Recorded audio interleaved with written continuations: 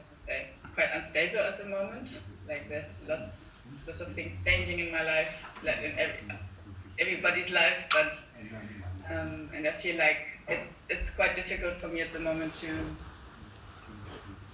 find like a balance between room for practice and room for all the feelings that are there about uncertainty, helplessness, or whatever arises at the moment, and also the need to continue with my daily work. And I try to take time, like 2 hours in the morning for practice. Oh, that's good. But it feels like at the moment it's not enough. Like it's like today I had 2 hours, and after those 2 hours, still feelings came up and arised, and it was really difficult for me to be with them here by myself also. And so I don't know. Maybe my question is how to find a good balance. I think it's a way I have to find out. I know. But at the moment, like how to find a good balance between being with whatever arises, especially uncertainty and like helplessness and wanting for stability, and also noticing there is none, and and going back to normal life and just keep functioning. This sounds not so nice, but somehow. Mm-hmm. Yeah, Kati. I will give a first part of an answer. I think you're talking for many people right now. I will have to look into this camera because this is where you can see me. And first of all, in times like this, when it's beautiful that you still find 2 hours of practice every morning. And what I would do is, I would not insist so much on formal practice, but I would really lean back very much and make it your practice to let the feelings come into your consciousness. So to become aware, and you need more time for digestion in these days. And it's very...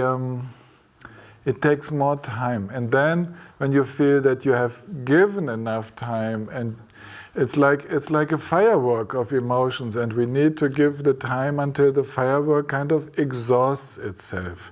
So this is more than usual, because I guess you're still working as a doctor in the hospital, or what? Yeah, is it like you're in constant contact with the fears of others as well, or? Yeah, like I have my own patients now. You have your own patients, yes. So same, yeah, same. Like to be with their helplessness too. Yes. So we need to deeply, also feel the helplessness if we can accept it in ourselves, because that's what the others also feel. They feel so helpless, and they feel even more helpless than you, because they understand much less. Now this is the process of contemplation I'm talking about, letting the emotions arise and contemplating all of what is connected, contemplating change, contemplating the facts of human life, how fragile human life is, and that even you do this whole training as a medical doctor and you feel like you have chains, you can't do anything. Yeah, it's like, and to accept that deeply, deeply, and then from that deep acceptance, then you go into a movement. Maybe you recite a prayer, you do a mantra, or simply you sit there and you're connected, and you let the love flow between yourself and all the other helpless people, and all the others who feel like so disconnected, and you connect, you let this togetherness flow. And that's what we can do. There is not so much an action. You go to see your patients, you will do what's necessary. But you sit in the middle of that uncontrollable situation with one thing which stabilizes. We call it bodhicitta, you know the term. Bodhicitta means this wisdom and compassion together, this deep understanding, as if you were feeling the world, looking at the world like a Buddha, like an awakened woman, with all that space in your heart to take in all that enormous suffering. That's our practice right now. Not trying so hard to change something, but to influence the change in a way that it is, yes, difficult, but with love, with togetherness. It's not only difficult, it takes on a different coloring. We are actually going together. I would love you, if you can say something, but also Johan could continue, because he usually has a little bit different take of the situation.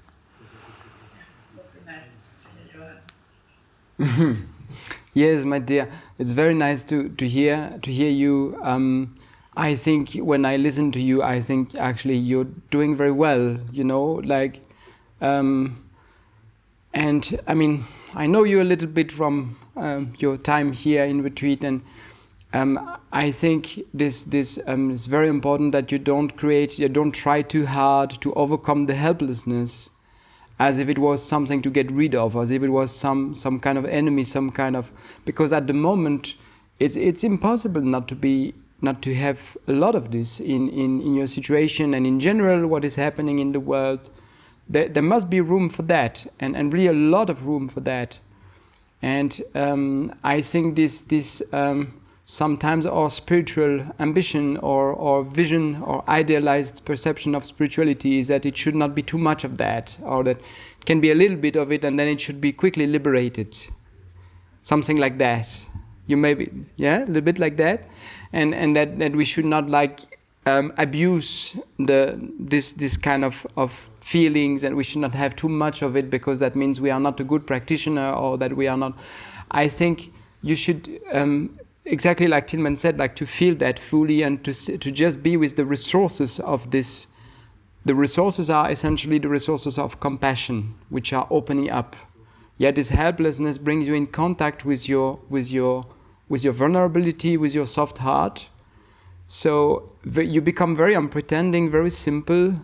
You are simplifying everything you can simplify in the way you are with others. It's just this simple presence, this loving presence, like Tilman explained, but very basic. Like you understand the fear because you resonate with it. You understand the helplessness. You understand the worries. You understand all of this, and at the same time, since the training you have already received and your practice, there is a little spaciousness there that the others, most of them, they don't have.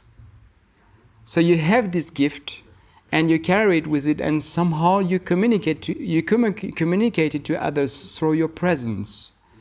And this happens automatically by just accepting the fear. You do it naturally, yes, more. So, and the people will feel that, and your patient will feel that, and they will actually get support directly from that, even if you don't formulate it with words. So you have to trust your presence, the qualities radiating from your presence. You have to trust this more.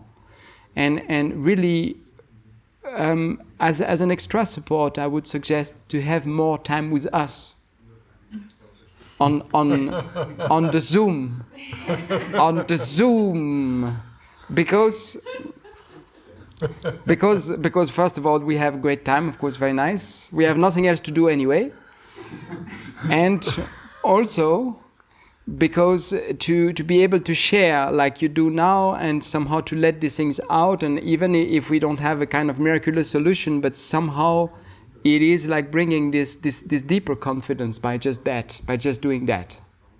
So I suggest also in the periods where we have no more Zoom event, that you also use Skype with us. You know, you just make the effort to actually come in contact, and that we can be helpless together on Skype.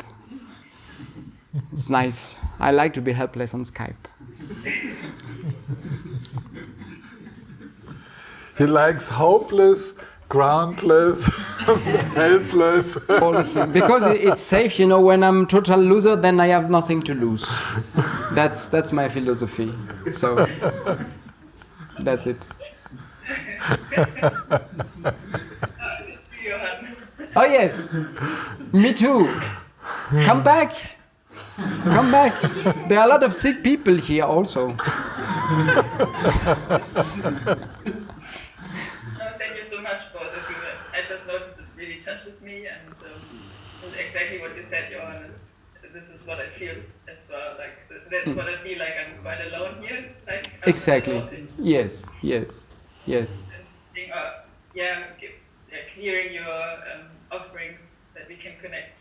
Yes. Again, Yes. to know Skype feels really helpful for me at the moment, not to be alone with it. Let's do it. Let's do it. Really.